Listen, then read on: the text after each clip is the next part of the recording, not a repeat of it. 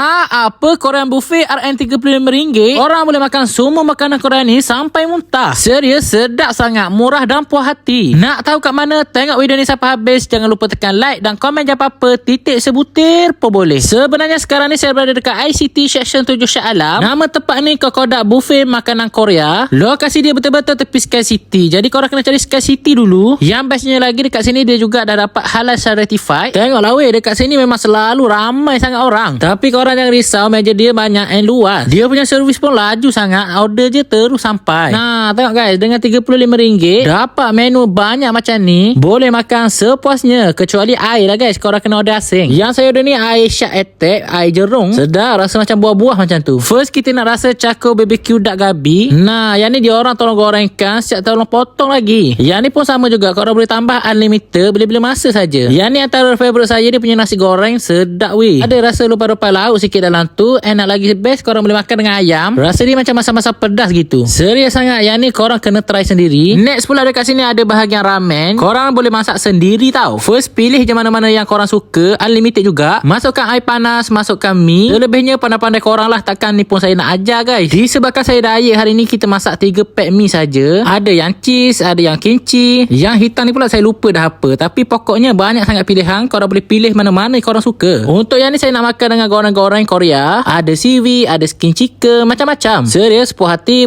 Lemak-lemak macam tu rasa dia. And lepas tu rangut-rangut daripada seaweed ni. Yang ni pula kita nak makan creamy onion chicken. Lepas tu kita tambah sotok-sotok weh. Yang ni sedap sangat dia punya sos ayam ni. Wangi-wangi berlemak macam tu. Kalau dah habis makan, korang jangan risau. Tinggal panggil je staff dia, terus datang. Nak lagi senang, tekan je lonceng kat meja tu. Next saya dah ambil ramen kimchi. Tapi kita tambah lagi dengan kimchi sebenar. Dan jangan lupa juga tambah sekali dengan tteokbokki. And yang ni pula crab stick crispy. Nah guys, gau-gau je terus boleh makan. Yang ni hack paling sedap guys. Korang boleh try juga macam ni. Next kita nak rasa dia punya pancake. Total semua menu side dish ni ada 18 guys. Lepas tu saya datang dengan kimbap lagi. Dia punya kimbap ni rasa fresh betul. Bila gigit lembut je. Jadi saya buat keputusan nak makan dengan dia punya japchae lah. Nikmat. Seterusnya kita nak rasa takoyaki. Lupa saya nak bagi tahu kat sini juga ada custom sauce. Tapi yang paling sedap dia punya sos Kokodak. Yang ni tahu saya makan dengan ayam Korea. Dipin-dipin sikit je, memang sedap betul rasa dia. Next akhir sekali kat sini juga ada aiskrim. Boleh ambil sepuasnya yang korang nak. Bawa keluarga, budak-budak ni mesti diorang suka weh. Ada banyak lagi makanan yang saya tak review. Untuk bulan puasa ni korang jangan risau. Yang mana nak berbuka dekat sini boleh booking sekarang. Jadi korang jangan lupa tahu, ajak member dan keluarga datang dekat sini. RM35 boleh makan sepuasnya. Kokodak Korean Buffet ICT. Let's go guys.